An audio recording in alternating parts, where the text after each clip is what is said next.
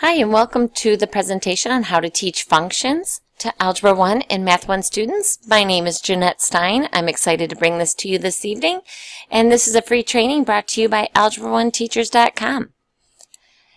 So today what we are going to learn is what the assessments will look like and what to expect. And so we got a variety of assessments from all over for us to take a look at.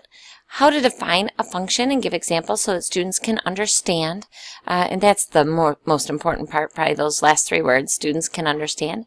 How to connect the big ideas of a function. Once they understand the big ideas, how do we connect it to the details? So for example, the graph, point, anything else like that. Also, tips for helping students understand the actual function notation. So they don't make those common errors. How to help students organize these thoughts for themselves, and I've got some resources for you. And resources for helping your students retain this information for the long haul. How are you going to keep using this information so that it's not just understood and then forgotten? So the problem with teaching functions, there's quite a few problems we have with teaching functions, and a lot of it has to do with in our day back in high school, or at least in my day back in high school, functions were not taught in high school. Function notation was not introduced in high school. And so we were much older when we were taught it, and so the professors could use more complex language with us. Our brains were ready to absorb that information.